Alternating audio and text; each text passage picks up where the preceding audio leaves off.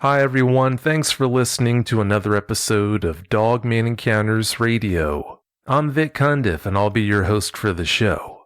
If you've had an encounter of your own and would like to speak with me whether in private or on the show, please go to dogmanencounters.com and submit a report. I'd love to hear from you. Tonight's guest is Jill. Jill, welcome to the show. Hi, thank you so much for having me. Well, thanks so much for being here. Jill, please give us a brief bio on yourself. I'm 44 years old. I was born in Germany. I'm the proud mother of two beautiful children. I live in the United Kingdom now. I'm married.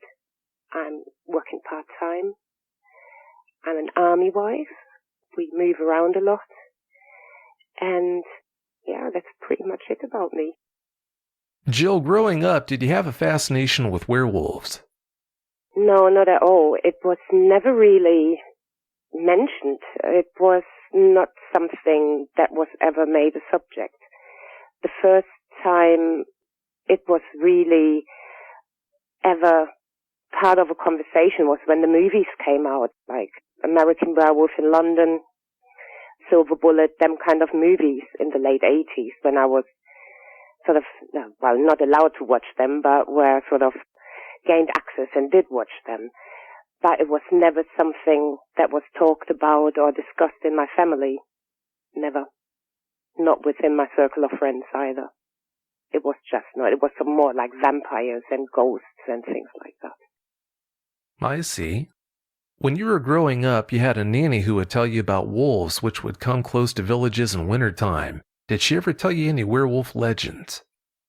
No, she didn't. She told me about the wolves because she was a refugee who fled Prussia, which later was part of Poland, I believe, after the Second World War.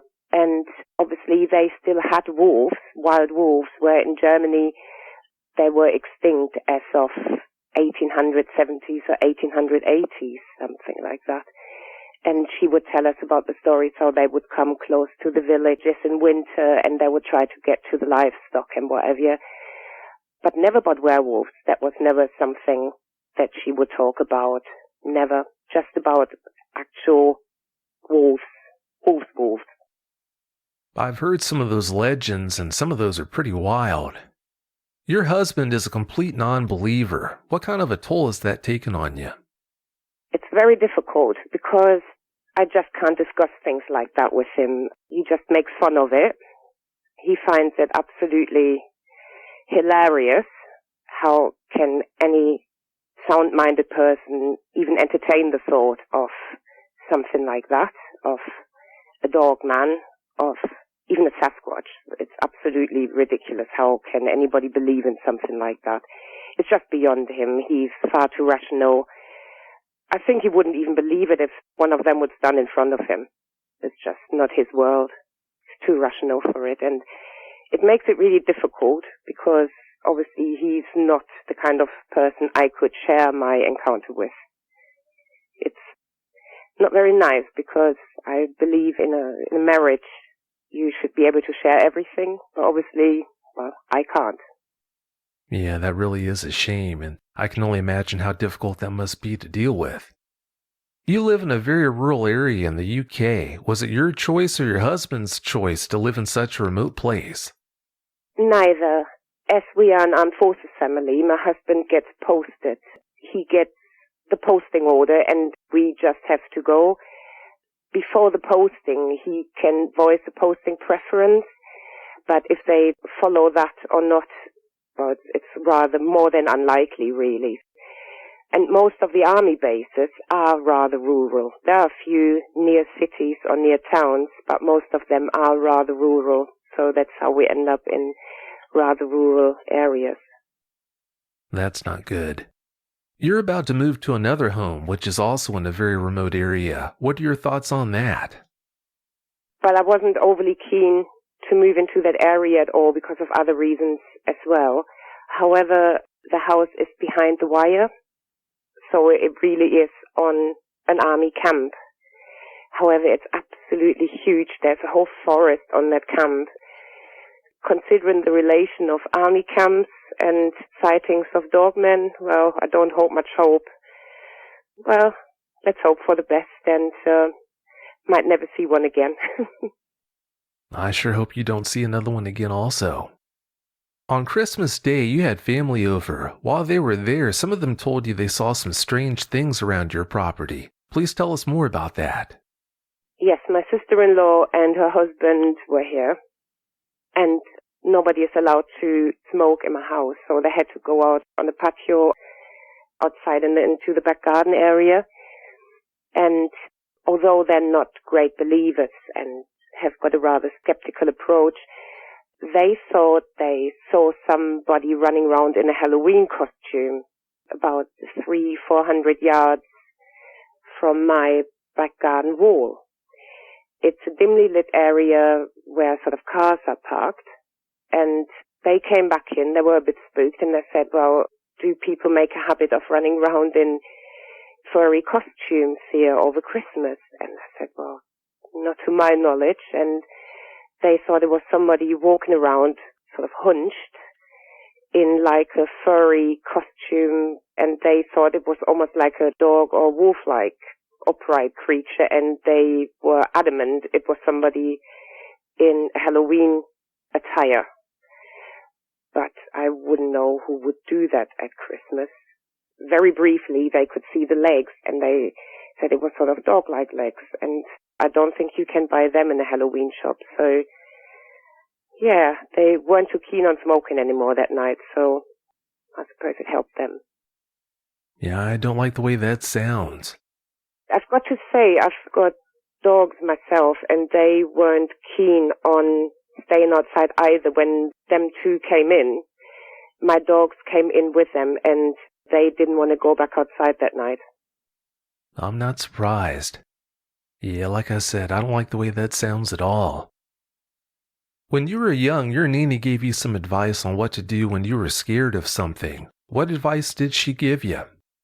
It was really bizarre advice, and when she first gave me that advice, I didn't know what to make of it, and I thought, yeah, okay. She said, when you're scared and when you're worried and when you're sad, start singing. Singing is always good for everything. So stand there, forget your worries, and start singing. That's what she said to me, and I never thought anything of it until I really needed it one day. I'm glad she told you that, because it sure sounds like when you had your experience, it did help you, so thank goodness. It certainly did. Well, that's great. How old were you when you had that encounter? I was only 11 years old. It was just before my 12th birthday. It was in September, late September 1984. 11 years. That's too young to deal with something like that. Even for an adult is bad enough, but when you're 11, yeah, that's just horrible. Before you tell us about your encounter, Jill, please tell us about the area where your encounter happened. It's a very rural area of Western Germany. It's still very rural now, although obviously since then there's been a lot of building going on. Back in the mid-80s it was very rural. It's about an hour west of Cologne, if that sort of gives anybody any indication. It's very forested. There is still a lot of agriculture going on, a lot of rivers, a lot of streams, a lot of fields, a lot of wildlife, as in, well, the little bit of wildlife that they have in Germany, as in sort of red deer, wild boar. The foxes are about the only thing that they have as in hunters. We have got no wolves or bears or anything like that. They do come back now, but in the mid-80s there was no such thing. So, yeah, and they've got wildlife corridors. All the big national parks in Germany, they're sort of connected by wildlife corridors, and that is sort of part of it. If you look on the map, you can see all the big national parks, say in Bavaria, or the Harz Mountains, or even going further east. You got the green spaces, they sort of serve as wildlife corridors, and that's pretty much part of it. It's called Sauerland. I don't think it will mean anything to anyone, but if anybody wants to look it up on a map, that's where it was. Is that area part of the Hurtgen Forest? No, it's not. Okay, I see. One night after spending the day with a friend, you decided to walk home. That walk turned out to be one you'd never forget. Please tell us what happened. I had spent the day with a new friend of mine. I'd met her at senior school. I was in my first year of senior school, doing what girls do, listening to music and doing girly things, doing a bit of makeup. However, it got a bit late. I missed the last bus. My mum couldn't pick me up because my parents were self-employed and they were quite busy with their own business.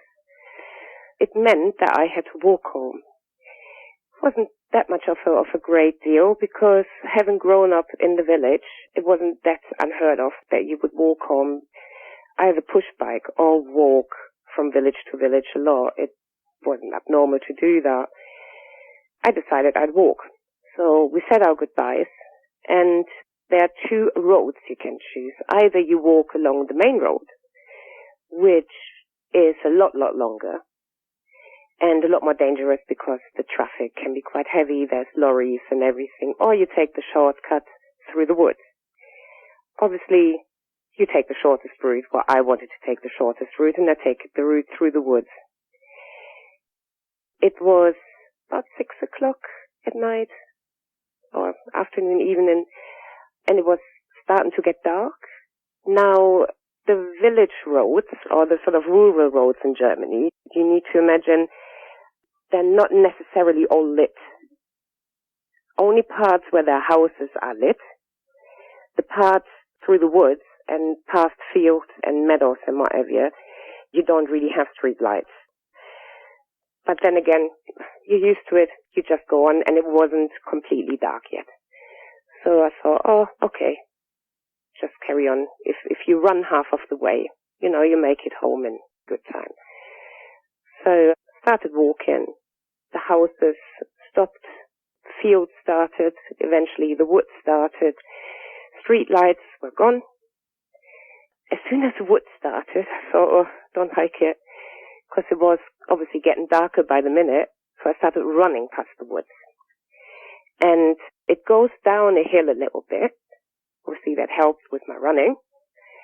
And you run down this little hill, and there's what used to be an old mill, and this little stream and a bridge. When I got to that little bridge, there comes a bend, and you can see around this little bend, and I could see something sitting on the side of the road, and it looked like a big dog, just when you come out of that bend. And I thought, what's that? Looks like a big dog. Now, we've always had dogs, and I wasn't really particularly scared of dogs, but I thought, where does that dog come from? So it was a little bit uncomfortable, shall I say, but I wasn't scared. It was just a little bit uncomfortable because it looked quite big. So I thought, okay, obviously stop running. Started walking a bit slowly, and that dog started coming towards me. By that time, I reached sort of the edge of the woods, or there's always still it's not the main woods. How can I explain it? There's still sort of the odd kind of sort of bushes and some trees and whatever. It's never like a complete open area. And after about, it must have been seconds, that thing was right in front of me. And that was no dog. And it sat there, and I looked at it, and I thought, there is no dog. And my heart stood still, and I've never seen anything like it. Now, I've got to say, one of my aunties, who I'm really close to, she's actually a biology teacher. She has got her doctor in biology now, and I'm really, really close to her. And she does wildlife biology as well. And I've always looked through books with her, oh, look, this is this animal, this is that animal, and whatever. I've never seen anything like it. And certainly not around our area. If you live in a village, you know pretty much every dog, you know every cat, you know every hen, you know every bird. I'd never seen that dog. And I've never seen such a dog. And I've never seen that size of a dog. Now, it was still sitting there, and it looked at me. Now, I've got to say, it didn't look menacing. It didn't show aggression towards me, but I didn't need to because it was so huge. And I was frozen in fear. And then it stood up. It stood up on its legs, and I thought, this can't be real. The only time ever I'd seen dogs standing up was in a circus. But that was no circus dog. That dog looked like, I'm saying dog, it wasn't a dog. It was a Dogman, what I know now. It was the perfect mixture between a Doberman and a black wolf. If you would take a photo or a portrait of a black wolf and melt it together with a photo of a huge Doberman with the upright ears, then you would have what I've seen. The face was quite, the fur on the face was quite smooth or smoothish. The ears were upright and quite large. The teeth were huge and quite sturdy, quite big. Although I only seen, it didn't growl at me, but I could sort of, because it was sniffing me. And in the process of sniffing, it would sort of, how would you explain it? It would lift its upper lip. Is it a lip? Would sort of lift it a bit. The eyes. Now the eyes was when you take a bit of amber and you show a light through that piece of orange amber. It was almost like somebody wrote, and I thought, it was real. It was breathing. I could see it breathing. I could see it moving its nose. It was nobody playing a trick on me. It was huge. It was over 6 foot. It was towering over me. It had paws, but his front paws weren't paws. It was a mix between a paw and a hand with claws. That's why when it was sitting there, I thought there's something not right about this picture. But when it stood up and I actually looked at it, and I thought, this is not a dog's paw. This is a hand. This is not a hand. This is a paw. You know, I was completely confused and started sniffing me. I was so scared. My life flashed in front of my eyes. I was so scared, and I'm so embarrassed to say it. I wet myself. I was 11 years old, and I wet my pants. And I thought, I'm going to die. And I thought, I'm going to die. And then I noticed that Dogman looked over my shoulder all the time towards the bushes. I thought, why is it looking there? And I thought, and I managed, I dared to look over my right shoulder as well. And there was another one behind me. I thought, that's it. I was definitely going to die. That Dogman behind me was even taller. That thing in front of me kept sniffing. That thing behind me was staring, and I thought, I just put my hand in front of my eyes, and I thought, I'm going to die. And then I remembered, I thought, I'm so scared, I'm going to die. What am I going to do? What am I going to do? And all I could remember, all of a sudden, was what my nanny said, when you're scared, start singing. So I was standing there with my wet trousers, that thing in front of me, staring at me, sniffing me, that knowing that thing behind me, I thought, that's going to bite me in the neck in a minute, or bite me in the back, or I thought, that's it. That's really it. And, you know, when you so, I could just cry. The tears were streaming from my face. It was horrible. It was so horrible. And I thought, I'm going to die here. It was, and even, now the memories come back. I even remember what the weather was like. It was damp. And it was getting more and more dark. It was damp. The street was slightly wet. It was nightmarish. Absolutely nightmarish. Anyway, I put my hands in front of my face and I started singing, like my nanny taught me. I can't remember what I was singing. And it doesn't matter what I was singing. I just put my hands in front of my face and I started singing loud. I was singing my heart out. I was standing there, tears streaming down my face with my wet trousers, and I was singing. I was standing on the side of the road with that thing in front of me, with that other monster behind me, and I was singing. And I was just waiting. I was waiting for the pain. I was waiting for it to come behind me, to bite me, to kill me, to eat me. That didn't happen. It did not happen. It didn't bite me. It didn't kill me. And after some time, I don't know how long I was standing there singing, I dared to look, and they were gone. They were gone. I looked behind me, they were gone. And I ran. I ran so fast. I ran. It was, all of a sudden I could run. I didn't even scream. I didn't waste my time screaming. I just ran. I ran home. I was in such shock. I was just, I made my wet clothes disappear. Was standing in the shower, just carried on crying. I didn't see my parents because they were still at work. And I just went to bed and cried myself to sleep. That was it. What a horrible experience. I can't even imagine what that must have been like. It sounds like you didn't hear them leave when they did.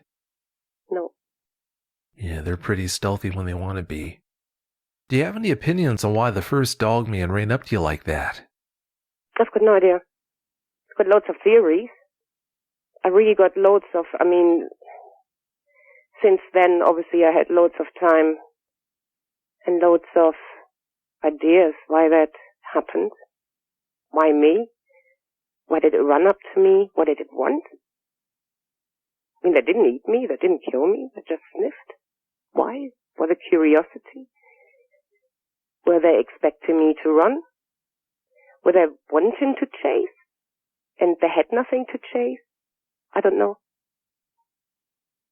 It's all just theory, isn't it? That's all it is. And there's no way to figure them out. They do what they do for who knows what kind of reasons. What was it about that Dogman that you found most unnerving, the one that was right in front of you? His eyes. It was the eyes. Because there was an intelligence in the eyes. If I look at my dogs, yes, you can see they're not dumb animals. There's intelligence. But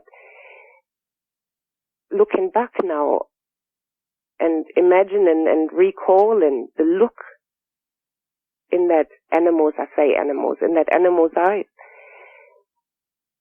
it was almost like a human-like intelligence. Something like, almost like a problem-solving skill, like an alertness, like a wide-awake intelligence. I don't know how else to describe it.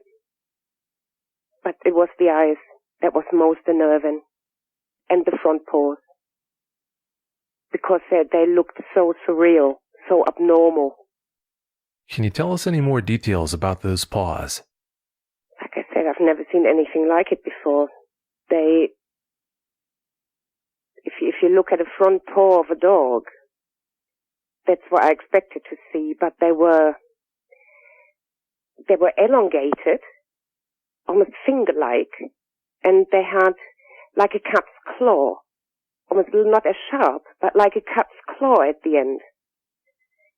I've seen, not like a bear, no, more finger-like, certainly elongated, with a sharper claw. People have said, I can compare it to raccoon hands. Yes, and they're right, I suppose. I had to Google raccoon hands because raccoon is not a species that we have over here. But I Googled raccoon hands, and yes, there is a similarity, but obviously much bigger, much broader, and not as pretty. Oh, I'm sure. Were its claws straight, or at the tips did they hook, kind of like a black bear's claws? It was kind of hooked. They weren't as curved as a black bear's, but there was definitely a curve in them. There was like a slight bend in them. They weren't straight. Definitely not straight. Well, that would make them more adept at grabbing and holding on to things. Did it ever touch you when it was sniffing you? No. And it showed no aggression.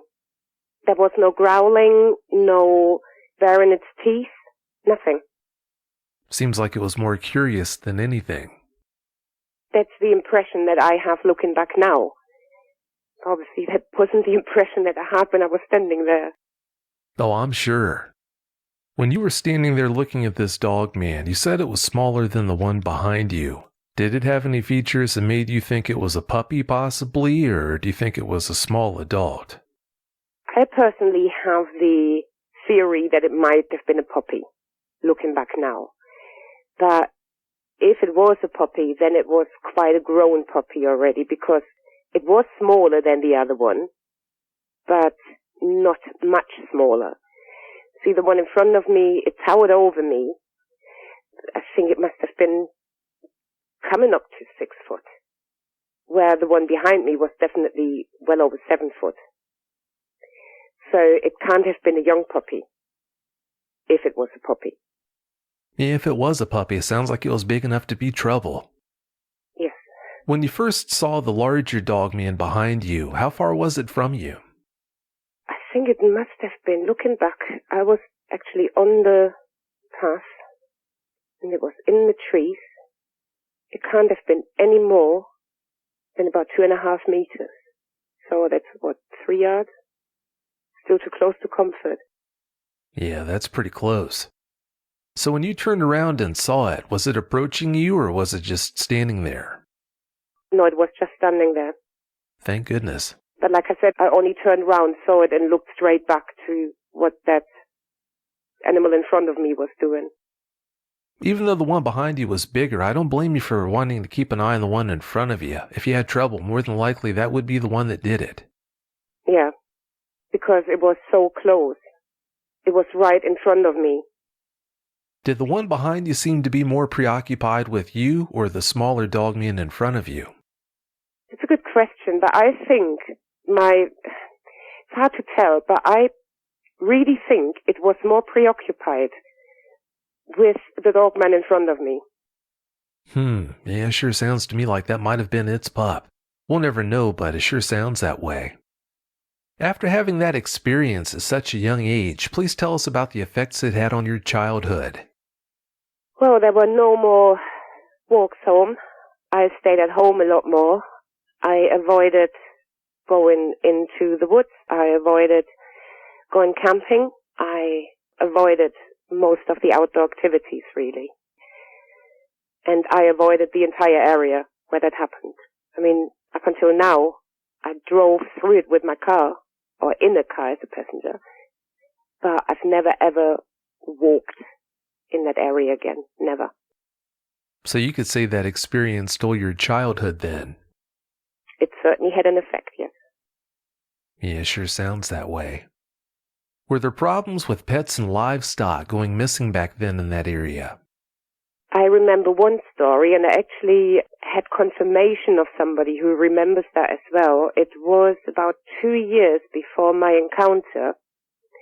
There was a whole flock of sheep that was attacked by what people said, well, it was 2 Alsatian-type dogs who attacked that flock, and they killed and mauled most of the sheep. It was like a small flock of sheep, about 10 or something like that, and then disappeared back into the woods, which was actually very, very close to where I had my encounter. Apparently, they sent out hunters for them to catch them and shoot them or whatever. And apparently, word had it, we've shot them and they're all dead now. However, nobody has ever seen the bodies. So I know for a fact that them sheep were dead, but nobody has ever seen, or nobody knows for sure if they really shot them dogs, in exclamation marks. On a farm, cats go missing all the time. So it's a very rural area with a lot of farms and agriculture. So every farmer has got loads of cats. And I know from the farmer who lives next to my grandparents, their cats went missing all the time. Well, that's a shame. For those listening who don't know what an Alsatian is, it's the same thing as a German Shepherd. Did anyone else in that area report seeing a Dogman back then? There were no reports because, especially in places like Germany, people are very tight-lipped about things like that. Nobody speaks openly about those things because, well, creatures like that can't exist, mustn't exist, and if they do exist, we don't talk about it. That's the kind of attitude that they have. So even if people would have had encounters, they wouldn't say anything. Well, that wouldn't make Germany any different than a lot of places. A lot of places have that policy about things like this, unfortunately. You have a brother who's 3.5 years younger than you are. Did you worry yourself sick, worrying about his safety back then? I certainly did. Luckily, his hobbies were more sort of sports, so he was hanging around more the sports pitches and that, not so much the woods. But when he was out with his friends, I tend to deter him, or try to deter him from going too close to the forest and the woods, because the last thing I wanted was him to encounter them or worse. But obviously I didn't want to tell him because I didn't want to scare him and I didn't want anybody else to know. So it was quite a difficult situation. Yeah, that's an understatement right there. It's a very difficult situation. You say you've had other strange experiences since you had that encounter. What can you tell us about them? Well, it must have been about in the 1990s, must have been about 99, something like that. My then boyfriend, he picked me up to drive to a party. And obviously, drive through the villages, through the woods. And I can't remember, did his car get stuck? I think got stuck, or we ran out of petrol or something like that, but I think his car got stuck. So we got out the car, started walking to the nearest house, because back then nobody had a cell phone. And to get to the nearest house, to call somebody to give us a hand with that car and to help us out. So we started walking, and all of a sudden, on the other side, it was only like a small kind of village road, village path kind of thing, sort of like a 1.5 car sort of width kind of road. And on the other side of it, something started running through the brush. And it was pitch black. It was at night or in the evening. On the other side, something started to run through the brush. Every time we stopped, it stopped. Every time we started walking, it started walking or running. I didn't want to look. I just said, no, I'm not entertaining that. He had a tiny little flashlight, so he was trying to shine it into the brush and said, I'm going to have a look what it is. And I said, well, you can do that. I'm out of here. I'm going to run as fast as I can. And I did. And he actually went to have a look, but he couldn't see anything. But that just continued. Every time we started walking, that thing started walking. Every time we stopped, that stopped. And I said, this is just too spooky. And like I said, back in Germany, there were no predators of such thing, and I wouldn't know any red deer who would have behaviors like that. So I don't know what it was. I don't want to know what that was. Anyway, we made it to the nearest house to make that phone call. After having that encounter that you had when you were 11, I can't imagine what must have been going through your head when you had this next experience. I didn't like that at all. And I certainly did not want to go searching or looking. No, I understand. How big of a problem have you had with PTSD and nightmares after having that experience? It was horrible, especially as I couldn't and didn't want to tell anyone, really. And to come to terms with it, firstly not knowing what it actually was that I encountered, and having to come to terms with it on my own, it was really, really difficult. And it took me years. It really, really took me years. Until I actually found a method and found a way, I don't know, to come to terms with it and to overcome it. I mean, now I'm okay, but it took a long time. Well, I'm glad you're doing better now. Do you still have nightmares about dogmen? Occasionally, but thankfully they haven't got such an effect on me anymore. So, where a few years ago, I would actually get out of bed and stay up for the rest of the night, where now I can just turn over and carry on sleeping. I'm glad you're able to deal with it in a healthier way now. That's good. You're a mother now. How much concern do you have for the safety of your kids? That's a difficult one because obviously you want to give I want to give my children as much freedom as possible. And I keep telling myself, it's not really likely for somebody to encounter them. Percentage-wise, how many people of the entire population do encounter them? It is not very likely. So why would it be my children encountering them? It is not likely. And I try to bring them up that they know the basic of sort of forest and mountain awareness and sort of safety and what to do if there's sort of animals around and what to do. But there is no 100% safety for anyone or anything. Could be a dogman, could be, I don't know, if you go into the Alps, it could be a bear, it could be all sorts. There is no 100% safety and security. So I suppose you just got to live with that thought. That's true. Tomorrow's not guaranteed to anyone, so there's only so much you can do. You studied psychiatric nursing. Did your encounter have anything to do with your decision to do that? Looking back at it, I think my encounter had a lot to do with what I'm doing now, because the trauma that I went through and having nobody to turn to, I think it had a lot to do with a lot of my life's decisions.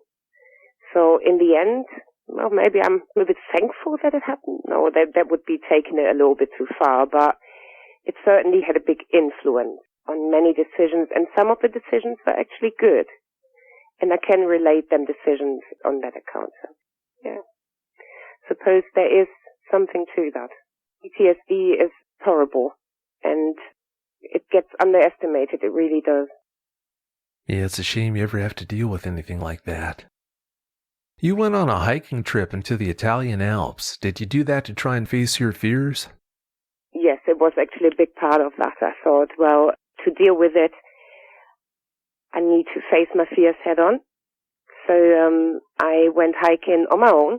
I didn't go camping, but I stayed in a hotel, but I spent the whole day out and actually some of the evenings out walking. And it was really helpful, and it helped me to reflect on many things as well. And it just opened my mind a bit more, and just to think, okay, I didn't get eaten. I'm still here. I can still go walking. I can still enjoy the beautiful scenery. And facing my fears head on, it was a great idea. But obviously I had to wait for me to get ready, to be ready to be able to do that. It had to be at the right time, at the right place. And it did me a world of good. It was fantastic. I'm so glad you did that. I can only imagine how much good that did for you. How safe do you think it is to go into the woods now that you know they're out there? I think it's safe enough. I mean, how safe is it going into a city considering there's so many serial killers around? I think they're more dangerous than a dogman. Like I said, there is no 100% safety and security for anyone. Since that happened, and since I decided to face my fears, I'm quite active in researching Dogman now, and that really helps me. I think it's safer to encounter one of them than to encounter many of our fellow humans. So I think it's safe to go into our woods and into our forests. I think it's safer than going into many of our major cities nowadays. And I would have no hesitation going into the woods or forest. The only reason I haven't been back to that place where I had my encounter is at the moment I'm lacking opportunity. I just haven't been to that place.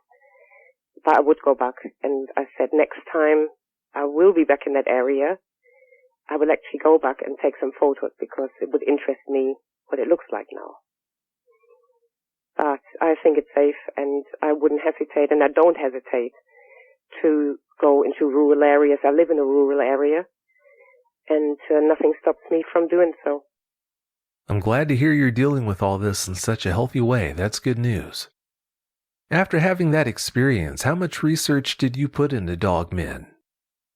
none to start off with, because I think I was simply too young, and obviously there was no such thing as the internet or anything like that. But I would say for the last 5-6 years, I have been researching it an awful lot. I do a lot of research. I'm in a variety of groups, and it's fantastic. It's so helpful, and it helps me to know what I've been up against. And that really helped me to fight my fears as well, or to pretty much eradicate my fears. And now, what used to be fear and anxiety has more turned into curiosity. And I think that's great. Oh, I do too. Because of that encounter, do you have a hard time being around large dogs? No, I own 2 myself. I've got 2 large dogs and 1 small one.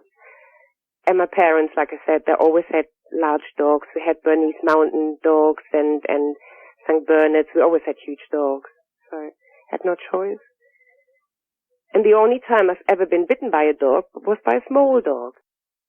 Yeah, that's normally how it works out. The conversation you had with me about your encounter was the first conversation you had with anyone about your experience since you had it in 1984. Why did you decide to share it with me?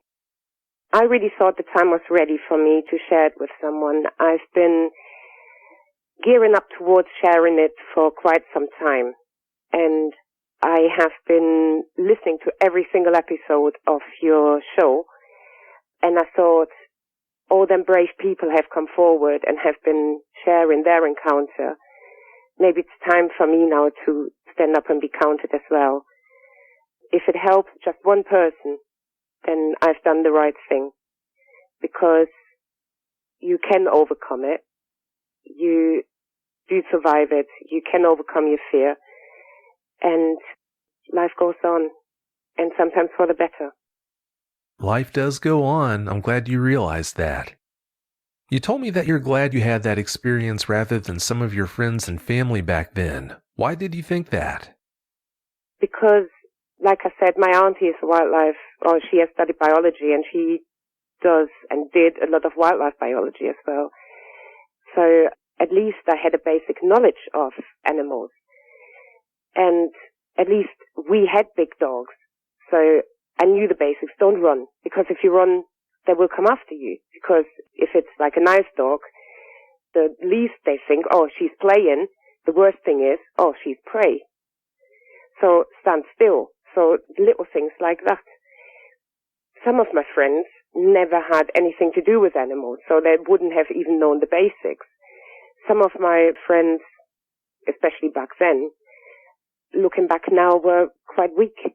And I think it would have destroyed them. They would have never, and I'm not saying, oh, I'm so big and brave. I've overcome quite a lot in my life, and I don't think, well, I don't think some of them could have managed it. Let me put it that way. Sounds a bit big-headed now. Especially not being able to talk to anyone, and I come out of it the other way without any major scars. No, I don't think that's big-headed of you at all. You know these people, we don't, so yeah, you're a much better judge of what they would or wouldn't be able to handle. Your brother had nightmares about wolves all through his childhood. Do you think that there's some kind of a link or connection to your experience going on there? No, I don't think it's connected to my experience. However, it's an interesting story because, like I said, I've never ever told him about my encounter. And only 2 or 3 years ago, we had a family get-together.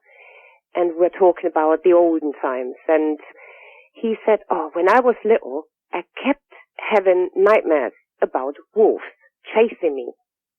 And I said to him, you what? Yes, and he said, and you were always there as well. You were always trying to drag me away and to save me. And I said, that is so weird. And I said, well, how often did you have them? And he said, oh, all the time and really frequently.